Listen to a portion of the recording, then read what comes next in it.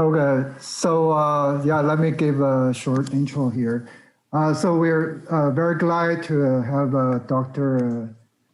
Velimir Veselinov from Los Alamos National Lab to give a special seminar here. Dr. Veselinov, or I guess Monty, as everyone's calling him, got his PhD in hydrology from University of Arizona in 2000 with Dr. Shlomo Newman. At Los Alamos National Lab, he has worked on a large number of projects related to decision-making and optimization and inverse problems.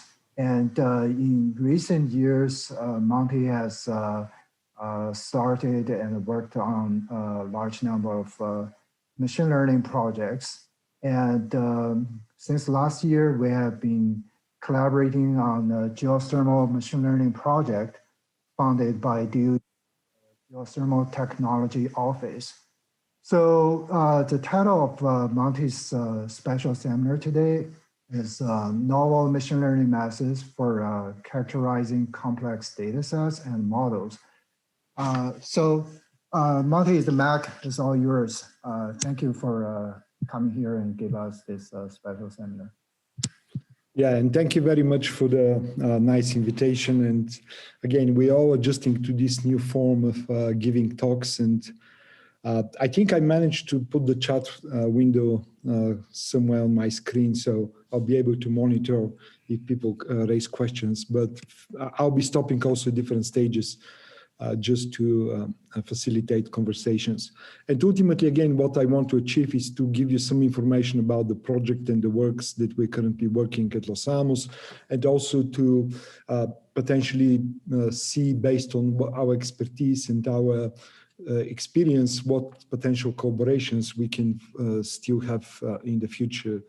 Because we currently have a project with UT, and we used to have a lot of other projects with UT, and we are very interested to active collaborations with you guys.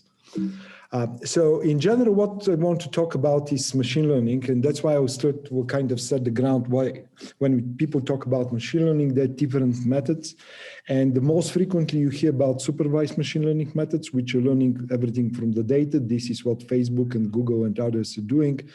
And they're very good, but they require big training data sets. And that's why they're challenging for science applications. But even more importantly, they're very sensitive to noise, which is common in science applications. The other group of machine learning methods frequently defined is physics-informed machine learning methods. And there are a lot of different ways that they're defined, and different people define physics-informed machine learning methods in different ways. And I'm not going to go in these differences, but the key is that we're bringing physics information in machine learning. Through this, we require less data training, and we have better predictability and certainty, and they're robust to data noise. And unsupervised machine learning is like a third category potentially, even though, again, the separation is relatively fuzzy. But this kind of techniques allows us to analyze the data directly without prior pre-processing or categorization or labeling, which potentially removes the impacts of unbiased analysis. Really provides us unbiased tools to analyze the data. And we don't need subject matter opinions before we analyze the data, but we need them at the end, and we don't need physics assumptions. However, we also can bring physics constraints in the unsupervised machine learning method, so they're powerful for this one. The other way to separate supervised and unsupervised is important to know that really supervised machine learning methods, they're very good to recognize images of cat or dogs if they're trained to recognize those. But if you give the image of a horse, they don't know what to do with it. So in general, we can say that they cannot discover something we don't already know. So for science applications, supervised is potentially more useful because we're really finding hidden things in the data, which potentially we didn't know. And this is related to exploratory analysis or data-driven analysis. So ultimately, we're not learning to separate cat to what is a cat or what is a dog, but we're learning features which potentially separate different type of animals. So this is the different way to think about. One is learning to recognize cat and dogs and saying this is cat, this is dog. The other one is saying, oh, these are the features potentially of one animal, this is the feature of one animal, this feature of third animal, and after that subject matter expert will go and say, oh, these are cats, these are dogs, these are horses. So it's a different type of approach. The other thing which is important, why we prefer unsupervised and don't like supervised, is because through labeling we're adding subjectivity. We can also predictions are challenging, require huge data training sets, and in many cases we don't know why they work, because we have seen these jokes around. I mean, that machine learning works, but many cases we don't know. But even more important, they're impacted by these adversarial examples. And this is from a paper which was published a couple of years ago, where image of a panda, which classical supervised machine learning method can say this is a panda with 60% confidence. If you add the noise to the image, which you cannot see at all what it is, because this noise is now somewhere here in this image, but you don't see it, actually the same machine learning algorithm will say with much higher confidence that this is gibbon. Some completely, I mean, not completely different animal, but different animal. And you have seen examples like this with stop signs and school buses and many others. But this is a very big problem. And I'll skip these, but in general, unsupervised machine learning, there are many different type of approaches, different type of applications which can be used, and this is a laundry list of them. I think for most important is that we can use these kind of methods to label data sets, so to facilitate our discovery of new features in the data sets. So we have developed at Los Alamos a series of methods for unsupervised machine learning. We just put them in one bundle, which we call non-negative matrix tensor factorization. This is location to a GitHub site where you can download the open source, and they're relatively easy to use. We are building now more and more examples at the website, but ultimately, and again, I'm not going to go in greater detail in the math, but really the key is that this technique of performing factorization of big matrices and tensors, and we use custom k-means clustering to facilitate this factorization. And I'll not go in much bigger details than that. Why non-negativity? And this is again from a paper which was already published a long time ago, 20 years ago. And these are the guys who published in Nature and introduced NMF, non-negative matrix factorization, and they compared this paper to PCA analysis, principal component analysis. And this is from their paper figure, maybe you're familiar with this. But ultimately, both of these techniques can produce good reproduction of an image of a face. So this is the original image, and this is the reproduction by both methods, how they learn to represent it. However, NMF to represent this face is bringing a bunch of features. So NMF is learning from all these images that were provided to algorithm to analyze, identifies common facial features. So this is a dictionary of common facial features which is discovered in all these faces. And after that, it learns how to represent every single face by combining these features. So here, black is 1 and white is 0. And so having black here for this feature means that this feature is prominent here. This feature, which is also black, is prominent here. So it's combination of all these features are producing this. And PCA is doing exactly the same thing. However, there is a lot of positive and negative features. So here red, dark red is -1, 0 is again white, and 1 is black. But you can see that you have a lot of this dictionary of images, which is created to reproduce all the images. It's much more complicated and much more difficult to understand. Here you can clearly see eyes and eyebrows and cheeks and nose features. Here you can see a mishmash of a lot of things. So in general, again, we get good results, but here subject matter expert can find much more easy to understand what are the features that build up this phase. And that's why with our unsupervised machine learning methods, we want to discover scientific in the science data to find features which can characterize the data. And after that, subject matter expert can say, oh, this is a fault, this is a trust, this is a layer, and all this type of easy to understand features. And the other thing is why we're going to tensors is because most of the data is multidimensional, that typically we analyze. So to analyze multidimensional data, this metric techniques not working, which means that we have not only metrics with column and rows, but we have additional dimensions. And if you think about non-negative matrix factorization as I presented earlier, the tensor factorization, you can think that if you're adding dimension of time, and now again, we're potentially doing the same thing, but we're finding how the face of a given person changes over time, for example. This is kind of one way to think that how we can add extra dimension in this analysis. So this was kind of what I wanted to say about the unsupervised machine learning methods. And again, I'm monitoring the chat room. I don't see questions, but if you have questions, you can interrupt me. I can, please shoot. I'll have a sip of water. If not, I'll go to the next slides. Okay. I'll assume everything's fine and go to next.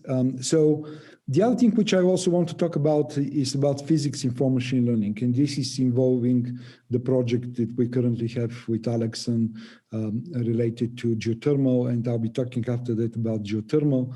But why people talk so much about physics-informed machine learning? And this is kind of my take of this separation. And in general, we can talk about data as one big domain where all the data exists, and physics is where our physics understanding is, and here's where math, statistics, and computer science lives.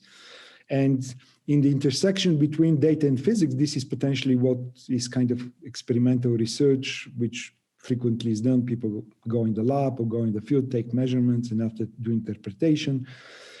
When we talk about intersection between physics and math, typically we can talk about theoretical research. This is like solving the Einstein solving equations for the universe. And also when we talk about intersection of data, math, and statistics, could be we're talking about traditional machine learning. And what physics-informed machine learning potentially lies in the center of all this. So intersects potentially all these three different areas, because we're able to bring in one place data, physics, and math. So this is one of the exciting things.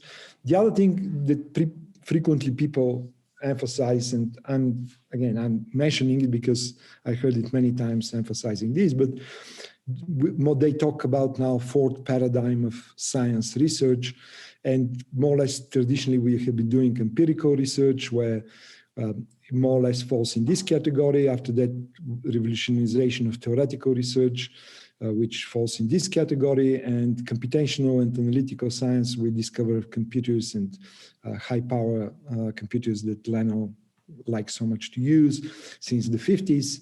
And now we're entering new stage where unifying all these things in one space. I mean, I think a little bit cheesy, but people have said it, and I was said it, but don't think that I mean, it's a very nice way to think, but and very good to present to managers.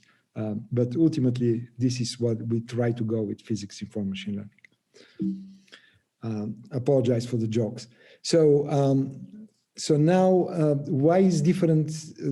How we can visualize really this difference between traditional machine learning and physics-informed machine learning? So, if you have a problem which typically solve, you have a 3D field of pressure, permeability, and 3D field of pressure, and you want to train this machine learning model to replace your complex physics model. So, when you give it a network of permeability to give you a network of pressures, this can be done with traditional neural network. You just need to build big enough neural net to be able to train it and to to be able to do this. And this is doable, and people have tried it in different cases, and it works.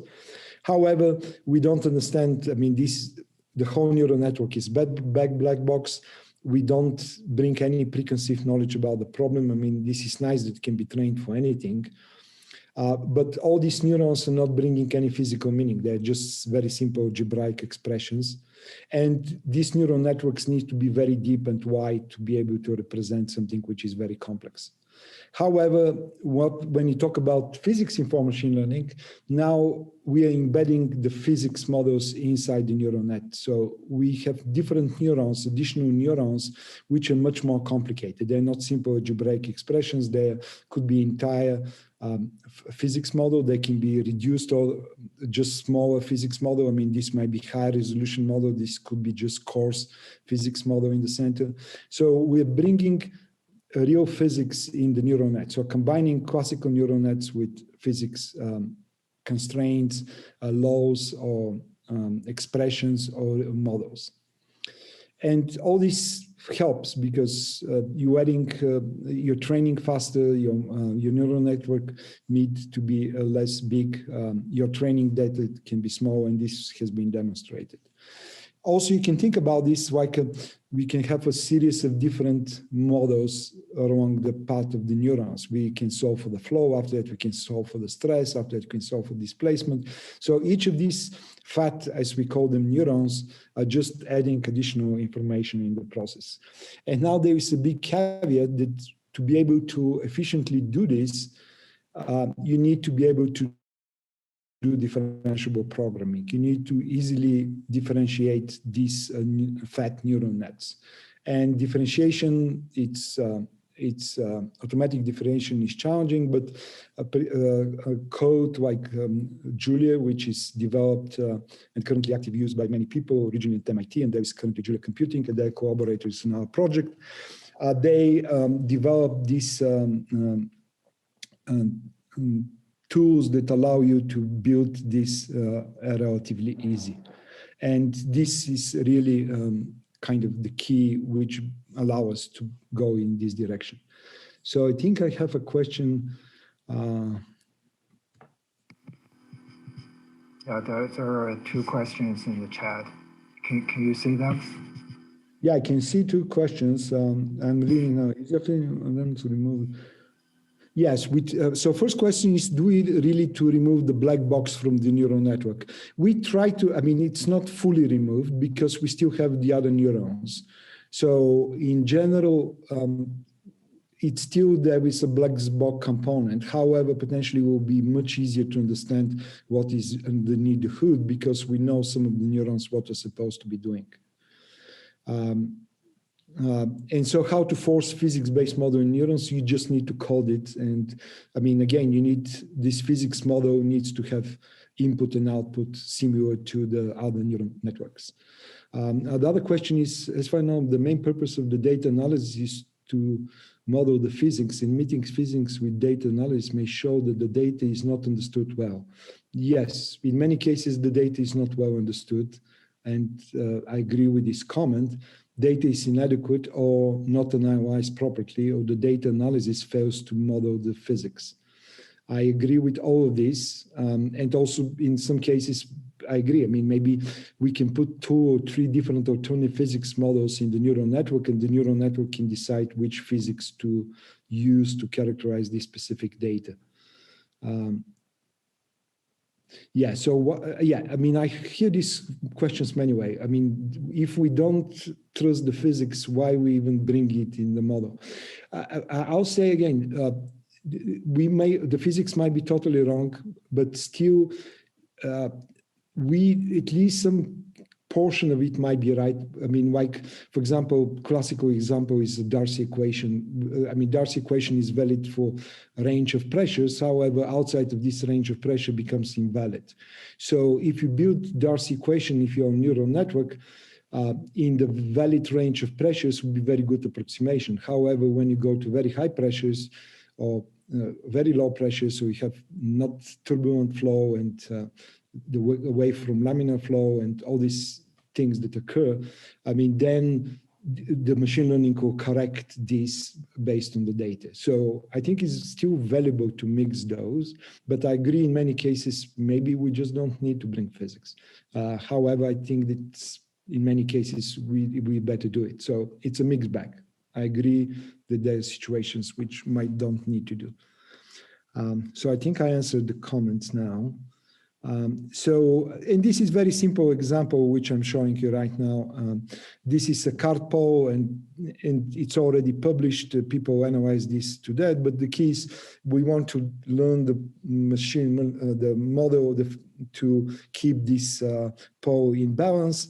And a machine learning algorithm, which doesn't include the physics, can do this. However, it's difficult to train. It's doing multiple loops like what you're seeing, and when you have the physics, it's much faster to train. So this is kind of simple example that we can order magnitude,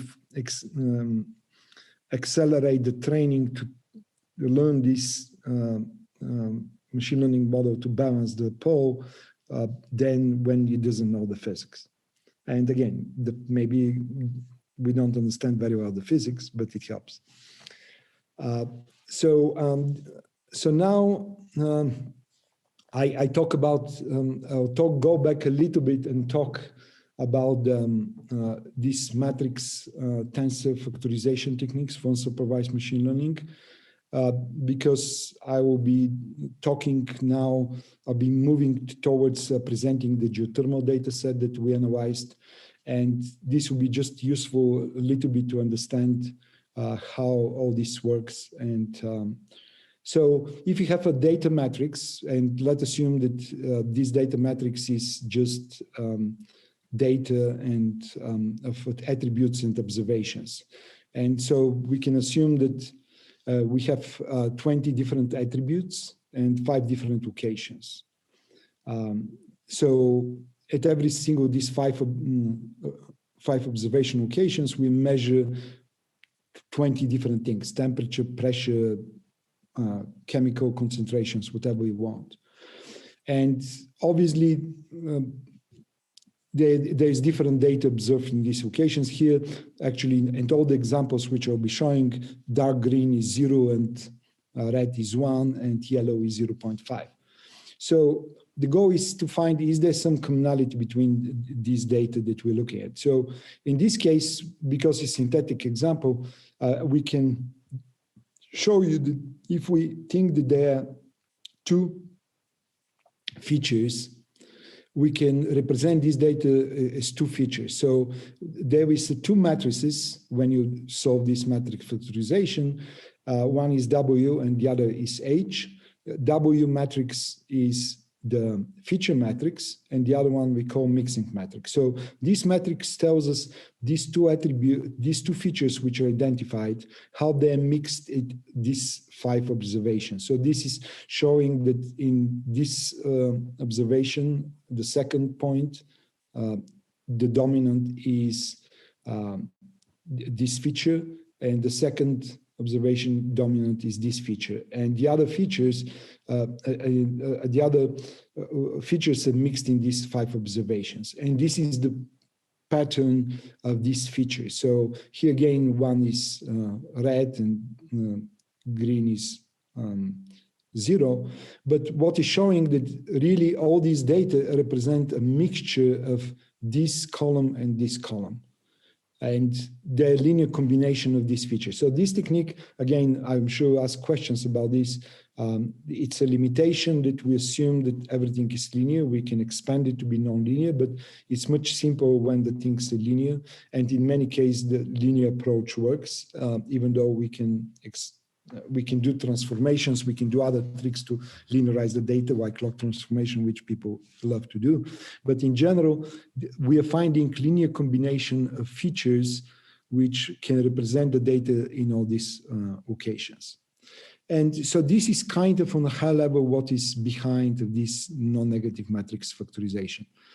And so when you're solving it, you know only this, and the algorithm automatically finds the blanks for these 2 matrices, but also the algorithm finds how many these features, because initially we don't know, do we have 2 features, 3 features, 4 features?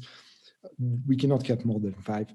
But how many features is unknown, and all this is solved automatically, and the algorithm finds the true solution. When you go to tensors, it's much more complicated. I'll show you just on a high level, but again, I'm not going to go in details because it's a little bit twisting. But the same way when you do non-negative decomposition, you can think about this is classical rank 1 tensor, and you have vectors in different dimensions. When they're multiplied, this is now a cross-product multiplication. We can reproduce this tensor, and we can have much more complex combination of multiple features in different dimensions. And again, I'll just show it to inform you a little bit how this works in high dimensions. And when you think about this, could be X, Y, and T data, and we're finding features in X, Y, T space. Everything is the same mathematically, just more complicated. And we have done our techniques for matrix tensor factorization. We analyzed various different type of problems. Here, I'm just listing some of those. And now I'll jump on the geothermal because this is really what is mostly exciting for us and what we're currently mostly working on. So let me switch now to a different mode of presentation. And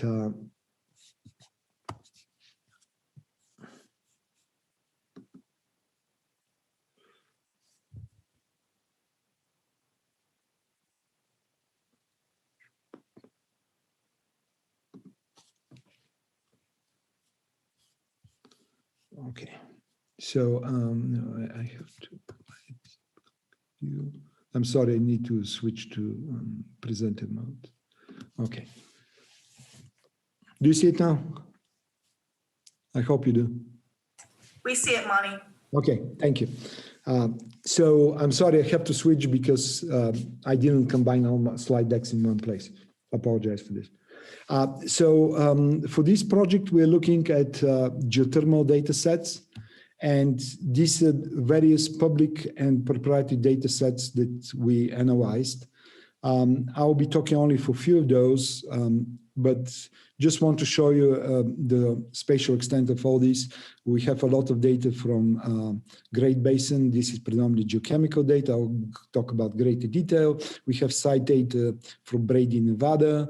We have a lot of data from the Forge site in Utah. And I'm not talking about those. We have also a lot of data from New Mexico. I'll talk about the Southwest New Mexico, which are the black dots here in this area.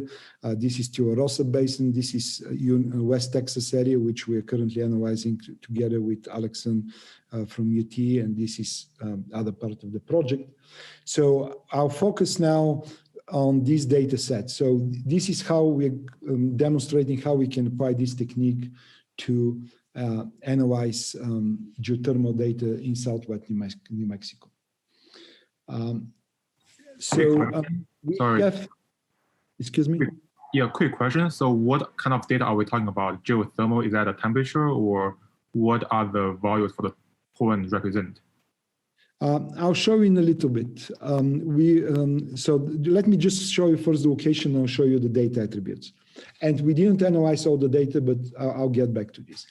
So all these red dots are showing locations at which have geothermal information. But what I want to emphasize is that these red dots are in different provinces. We have data in Colorado Plateau area, in a major volcanic field here in New Mexico, Basin Range in the Rio Grande zone. So different geologic settings and potentially different geothermal settings.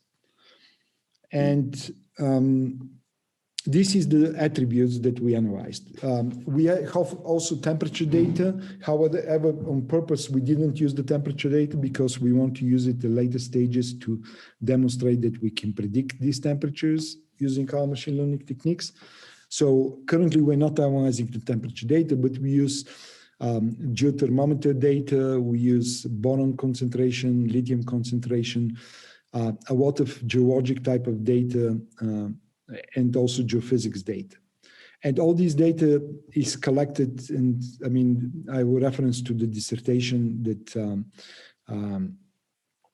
Pepin did in University of New Mexico Tech. We collected all these data, and these are the name of the locations where these 44 locations, and most of them are wells, but we have springs.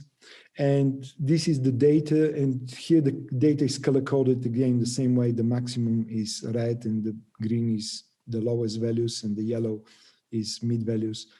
And you can try to find patterns in this as well. And you can see some patterns in different locations, but overall it's challenging to find common features or to really categorize or put this in different bins, these data sets. And what we did was to do this into different bins, and we discovered through our algorithm that actually there should be 5 bins in this case, so 5 different signatures or 5 different features. And because the algorithm didn't know how to label them, they labeled them as just A, B, C, D, E. But this is again through this non-negative matrix factorization, where we factorize this matrix X, which is I showed you in the previous page, and we find those 2 matrices W and H. So when we multiply W by H, we're constructing the matrix X. And this is what, again, we call kind of the mixing matrix, how each of these features are mixed in every single location. And this what we call is a feature matrix, where we're showing which of the attributes are important for different features. So feature A is predominantly controlled by these attributes which are shown at the top. Feature B is mostly controlled by these features, which we label as B. And again, this is automatically identified. And as you can see, this is not exactly black and white. I mean, I'm telling you that this feature control A, but you can see other attributes which are also important of A, but they are identified to be more important for the C feature, for example. So the algorithm is trying to make it black and white, but in general, the results are not black and white.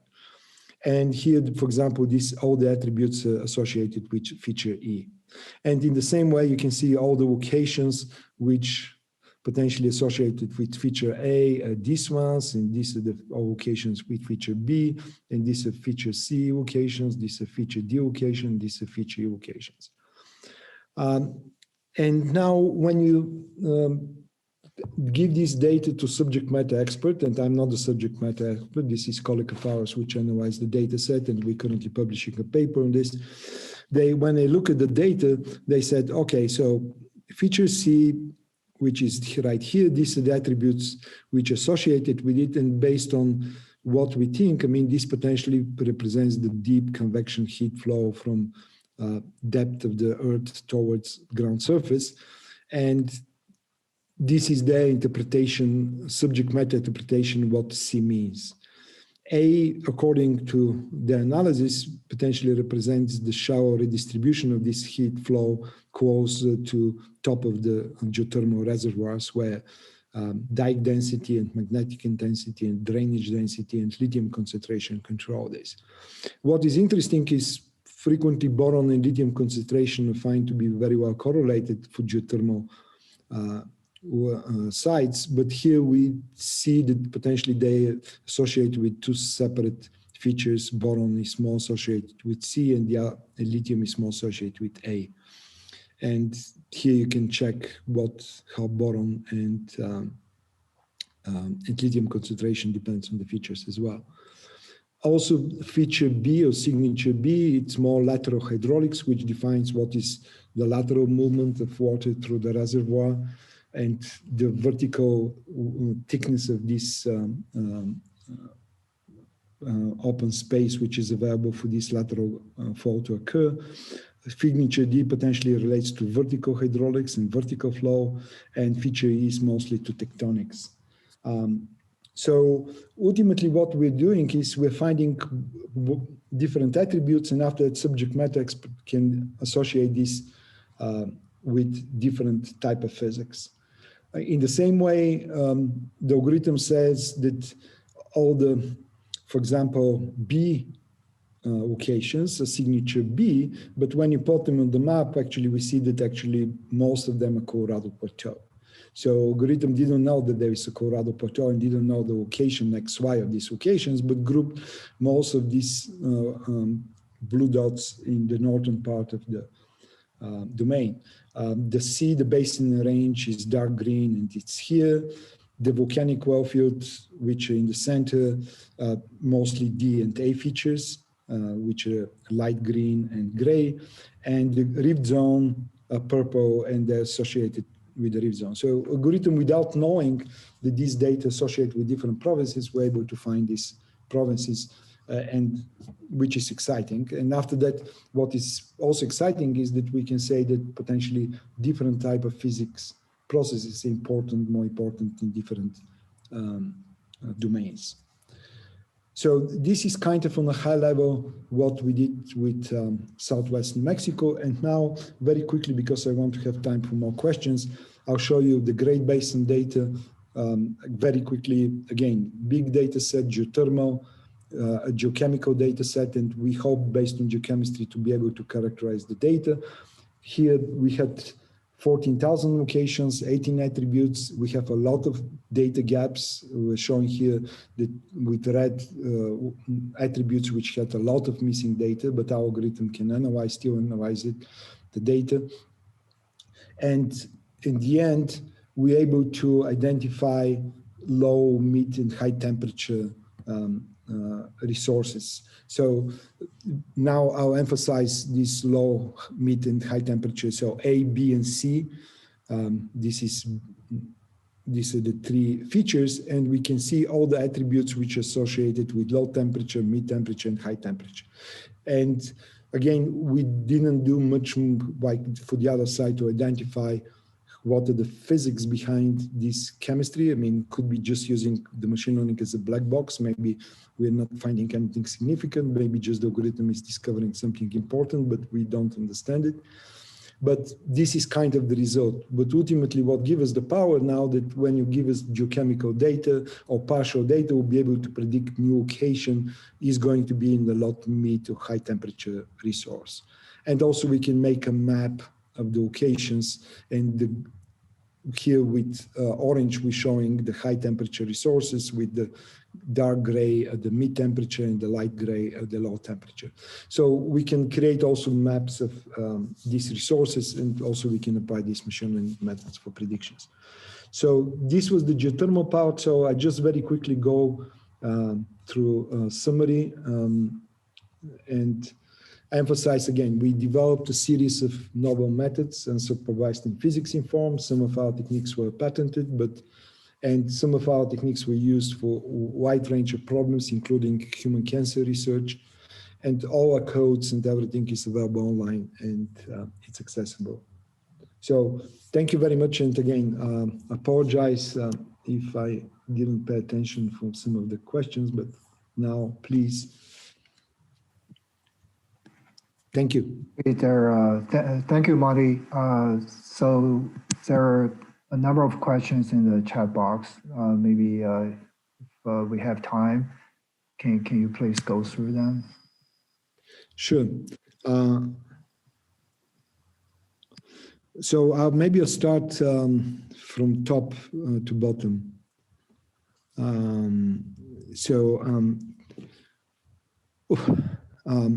One example using Darcy law, non-presenting view, data analysis in share formation. Yeah, I agree. Yeah, Darcy law in share formations is not valid.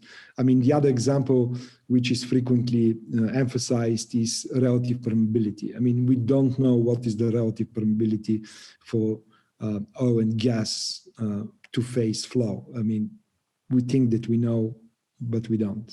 And whatever you put in the model, I mean, it's something that can be adjusted. Next question. To predict temperature, don't you need a good idea of the substrate geology, permeability, thickness, fluid flow, etc.? Or is temperature not sensitive to these things? Wondering about how accurate you can be with those attributes measurements. Yeah, this is questioned by Michael. So yeah, very good question. We have done specifically for the Great Basin, the geochemical data that I just showed you.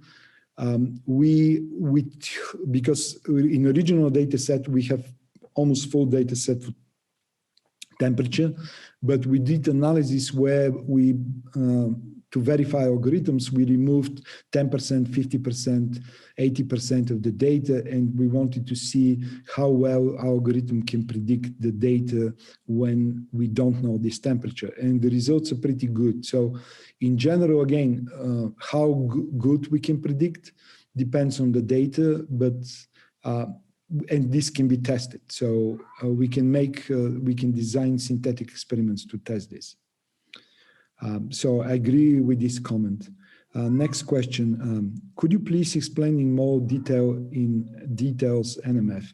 In PCA, we can sort principal components by order of importance and select a small number of bases to represent the original formation. Can NMF also sort its bases based on importance? If so, how?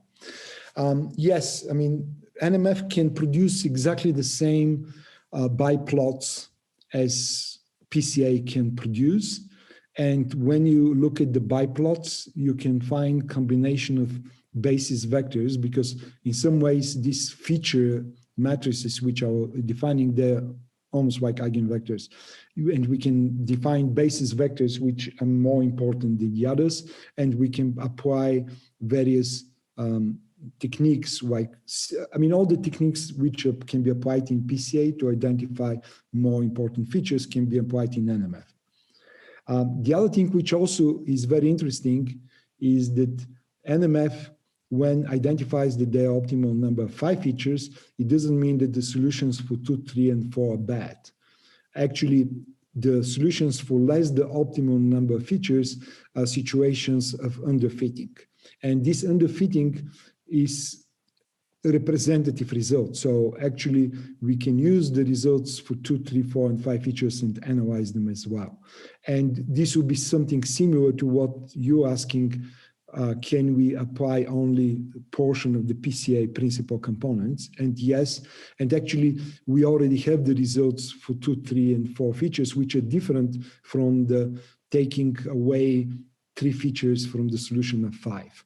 So when we want to represent with less number of features, we prefer to do separate analysis than taking the original result and to remove some of the basis factors. But everything is the same, with the only difference that these biplots in NMF, for example, will be all positive. They'll have non-negative components as the PCA will have. Hope I answered this question. Observed field data always include noise, depending on the attribute. Do you apply pre-processing method to the data? This is a question from Alexandros.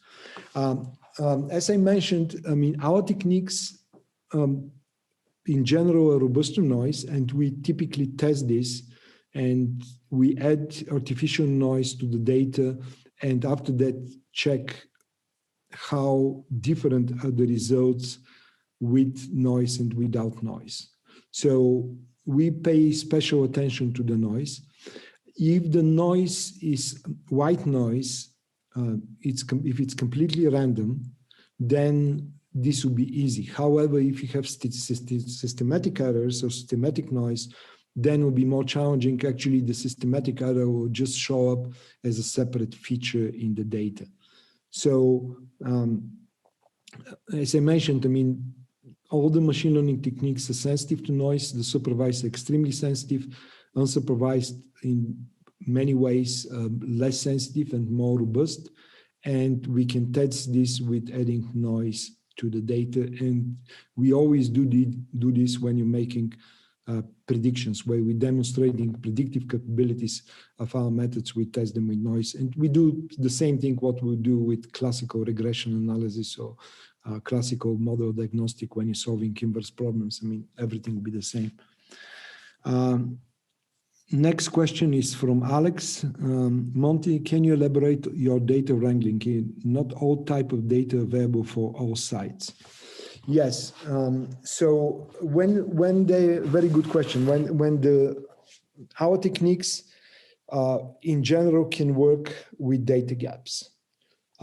It's challenging when you have a data gaps. However, we can still analyze the data, and even more, we can predict the missing data. I mean, the only requirement is that we should have at least all the attributes paired in some way. We should have at least some data which is observed at different locations simultaneously. If all the data from one data set completely not coincide spatially or in other way with other data set, we cannot analyze it. So as long as we have some overlaps between data attributes, we can analyze them. But the key is to have some overlap. So this is the key to avoid issues and to have successfully data wrangle the data. Next question, are those attributes or all attributes variables? And again, no spatial information, no longitude, latitude are used in this example. Is that because there was no significant spatial trend in their data? We avoided using the spatial attributes. We can add them. The major reason is that we wanted to force the technique to find patterns in space without knowing is the data collocated. However, when you add the data for the lat longs, you can think about this that you're almost doing something similar to spatial interpolation. So we can add the lat longs. However, when we add the lat longs, practically building machine learning model that also can predict attributes for different x, y's. So it's more powerful when you add the lat longs.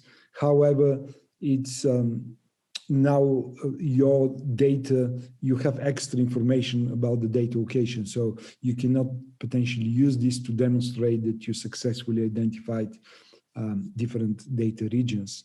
However, as you're saying, potentially this is useful because in many cases there could be spatial trends and then XY is required. In other studies, which I'm not showing here, actually we added the depth, the vertical depth of the locations, and this was critical because, as you mentioned, there were spatial trends related to the depth of some of the data that we analyzed. So again, you can add the lat longs, it's your choice. Depending on the problem, you might need it. In some cases, you may not. Very good question, thank you. Next question, are the preferential sampling involved? When you do unsupervised machine learning, in general, we use all the data.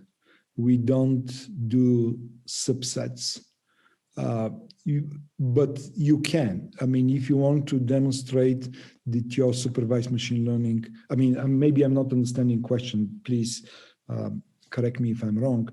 I'm thinking that to make a subset, train on a subset, see what is the result. Again, repeat, train on a subset, see what is the result.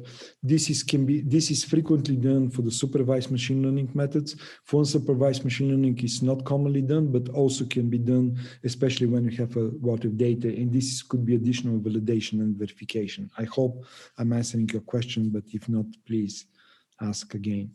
Next question. Did you validate your findings on the geothermal project compared to classical model? How much does it improve the accuracy? We have not done this yet.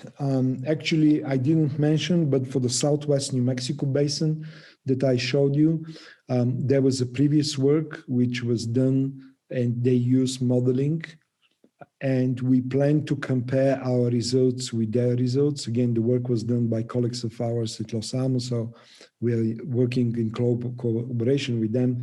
And I cannot give you the answer, but we'll have this comparison between machine learning versus model-based analysis for Southwest New Mexico done, but not done yet.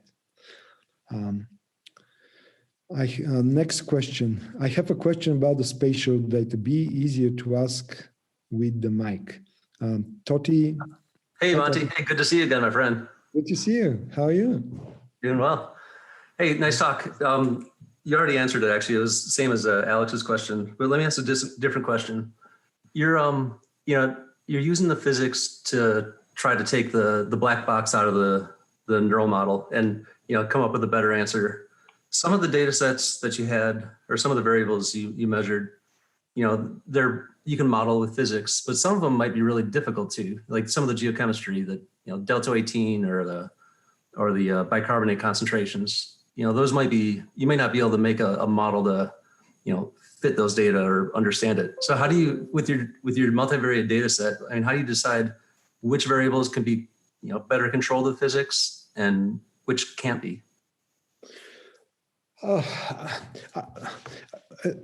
mean, we can do two different things. In one case, can just close your eyes, you put all this in your neural network, you make it as complicated as possible, and allow neurons to decide when to go through the physics nodes and when not to go through the physics nodes. So one approach could be still a little bit ad hoc, not thinking too much, just allow the algorithm to decide how to represent the data. The other one is more involved when you think more about the problem and you decide that specific attributes will go through the physics nodes and others will not. And again, I think that both are valuable. And again, even though people make jokes with the machine learning that it's a black box and throw in data and get out garbage in, garbage out, or whatever. It's really a lot of analysis and involvement. I mean, it's not as easy as it sounds. For every single problem, even though you might use or start with existing neural nets or existing scripts and things posted on the web. I mean, there is a lot of things to be done to solve every single problem. So ultimately, even in the simplest, always, I mean, there is some subject matter expertise involved. So again, I will say in every single case, you need to decide, and depends a lot on who is doing the analysis. I believe different machine learning experts will produce different results, the same as two different Georges will produce different Georgic maps. I'm joking. Okay, I hope I answered your question, Tolly. Yeah, nice talk. Thank you. So next question for Dimitri. Great talk. Can you elaborate on the physics, how the physics is included in NMF? NMF is solved as optimization problem. So when we are solving the factorization x is equal to w times f, w times h, we solve it as optimization problem. And you can apply is any optimization problem, any kind of penalties, regularization terms. And these regularization terms can have physics information. The most common way that we did, and the easiest way to explain how we did NMF with physical constraints is when we're solving geochemical mixing problem. Because when you're mixing geochemistry, you need to have conserved the mass. So your mixing equations needs to be preserved. So this is kind of the simplest way in which NMF can be solved with physics information. I hope this answered the question. If not, again, and for all the other questions, if I didn't answer them, please give me, send me email or type in more. So next question. I think geothermal energy production technique through natural geysers and geothermal system matters for the selection of the prone geothermal energy sites. Have you considered the operation sites in the geothermal site selection? No, I mean, our project is really to look at the hidden geothermal resources, not existing operational sites. So ultimately, we prefer to go into sites which there are no existing inherent geothermal systems. Next question. Oh no, this is not a question. This is then. So yeah, I think I answered everything. Please, I mean, I think we have 1 minute left. If we have more questions, I'll answer. If not, again, feel free to contact me or send me email or talk with Alex. Alex is our collaborator on our project. Yeah, Monty, I think there's just one more question from Sahar. How does the combination of dimensionality reduction methods such as NMF can improve the predictive capability of methods such LSTM? Least square LSTM? I'm not sure. Least square. Long short-term memory. Oh. That's kind of like for a time series. Okay. So here, I think your method probably focus more on, I mean, I'm not sure about the time dimension, but probably, the latent space may help, like a feature selection. Yeah, I mean, in general, say yes. I'm not familiar. I mean, I cannot answer straight away how this can be done. But ultimately, really, this is what is doing NMF and specifically NTF, because non-negative tensor factorization allows potentially to drop dimensions, because you can have high dimensional space and you can reduce it to small dimensional space. So in all these cases definitely should be helping. I don't have example and I don't have straightforward answer how can improve, but I definitely see how. It's just a question of really tackling the specific problem. So if Sahar, I mean, if you want to discuss more, I'd be more than interested. Yeah, I meant using, combination of NMF and LSTM for time series prediction when we have data, not only the spatial features, but also the time attributes as well. Okay. Yeah, I mean, it sounds promising. I believe it will work. All right. Yeah, thank you very much for the enlightening talk. So we really appreciate it. As Monty mentioned, the audience, if you have questions, please feel free to reach out to Monty. And yeah, so thank you very much, Monty. Well, thank you. Thank you very much for this opportunity, Alex, and Dina and everybody who joined us. It was really very useful and exciting to have this conversation. Yeah. Hopefully we'll have more data so to try your method in the near future.